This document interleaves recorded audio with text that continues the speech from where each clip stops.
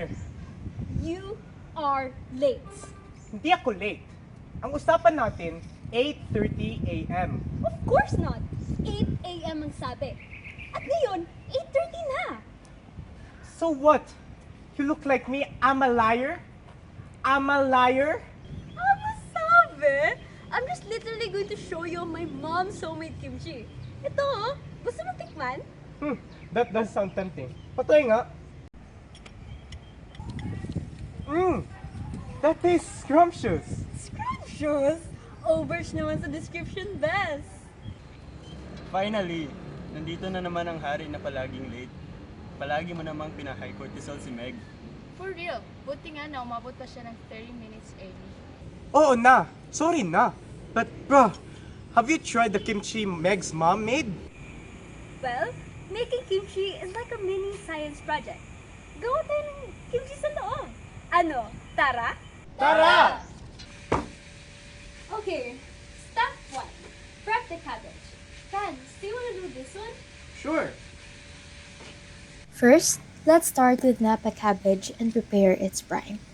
This prepares it and makes it soft for fermentation. Cut it halfway through the stem, split it in half, and then split those halves into quarters. You may then cut these crosswise into bite-sized pieces. After that, dissolve coarse sea salt in water and pour the cabbage. Toss it gently to coat. Oh, it smells distinctively special. Alright guys, on to the next step. We're making the kimchi paste. Think of it as the flavor base or the thing that works wonders. Oh, right. You have to make the binder first though, which is pretty simple. Just take flour and water and whisk until no more clumps are seen. Then we want these to go into a boil and continue stirring until it has a thick texture. Uy, parang slime lang. No borax, no detergent, 100% working slime. Uy, don't forget the chili powder ha. They make the kimchi spicy and also help preserve it. But be careful, don't add too much. Wait, Nice. galing. Whoop.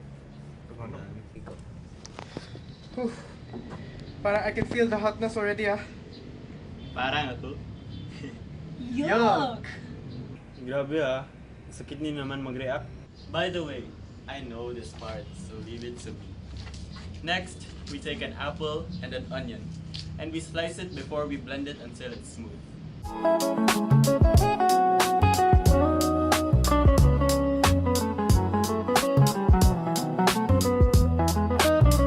Audio Beat Preview.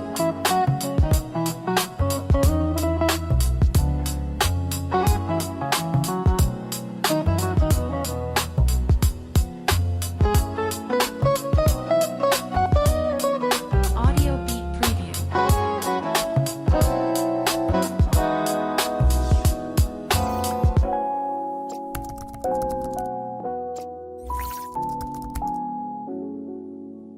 Add crushed garlic and ginger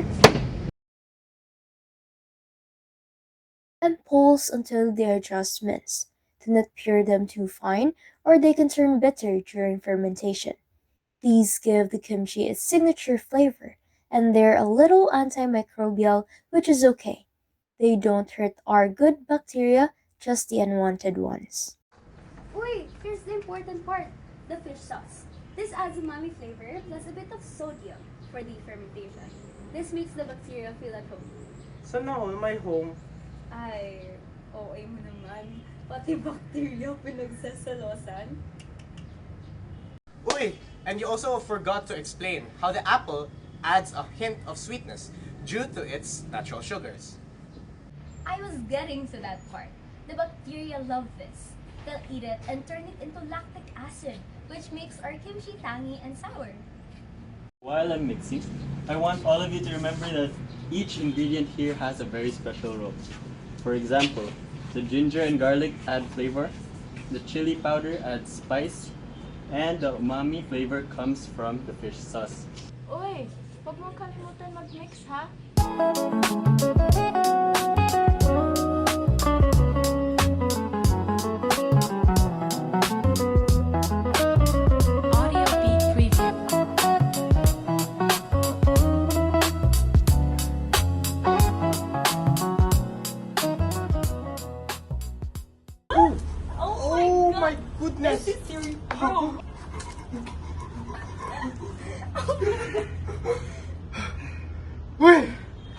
Na para bang ice scramble seller.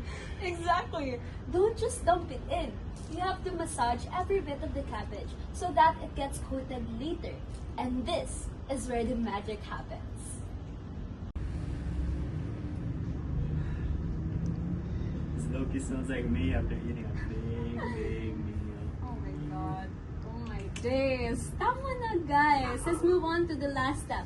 Basically, we will be massaging the paste into the cabbage. Take a leaf, scoop some paste, and gently massage it in. You want every layer coated.